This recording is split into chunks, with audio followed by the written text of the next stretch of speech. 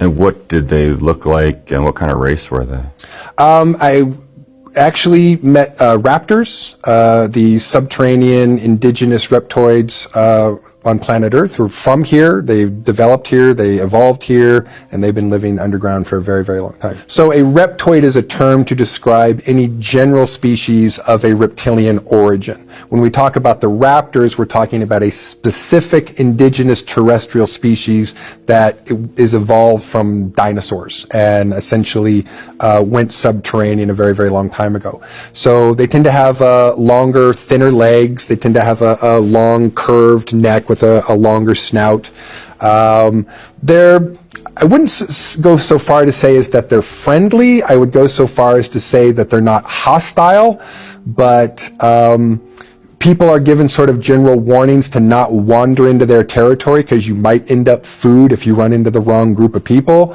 We definitely have an interactive relationship with them and a participating, cooperative relationship in bringing balance to the surface. So their main concern is as we imbalance what's happening on the surface, that threatens the planet as a whole. Now, their subterranean civilizations will survive regardless, but they have an interest in whether or not the surface world is healthy or not. And so the worse it gets, the more they kind of have to communicate to us, you can't just destroy life on the surface. You need to fix that, or we'll take some action to fix it if you don't. And who is receiving that intel? So the extraterrestrials know this is going on. Right. And the extraterrestrials that are on the surface know this is going on.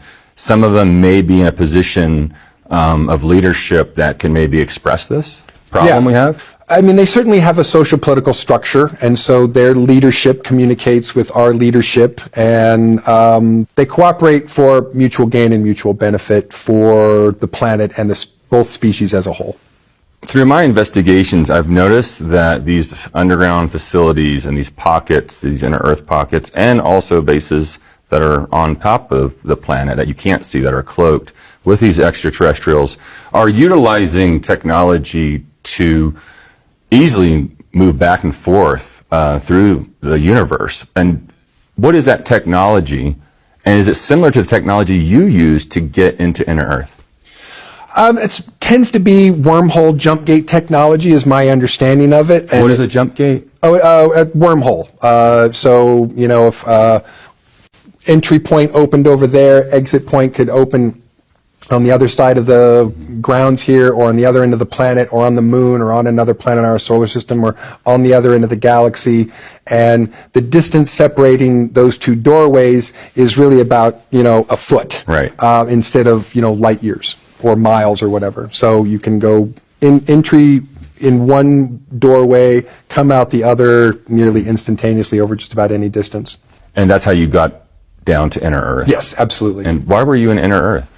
I had to sign some paperwork and swear an oath in front of a judge.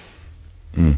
And were there extraterrestrials there that you witnessed? It was a raptor judge, so it was basically a terrestrial personnel, a member of our services who escorted me there, and we waited outside the courtroom, which nobody was in.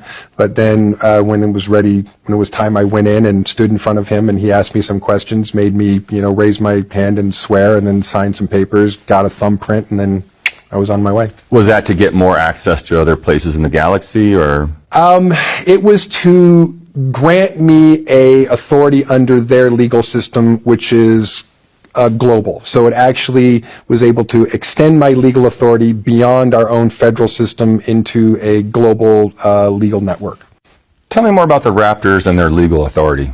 Well, they've been here longer than we have, so their legal authority is a bit bigger and a bit broader. So in order to have a larger authority for investigative powers that they wanted to give me, it was important to essentially go through that process for me to swear, promise, sign, thumbprint to them so that I was sanctioned under their legal authority, under their legal umbrella, which was bigger than the legal umbrella that my people were able to give me clearance for. So it was an extra clearance, extra authority given to me by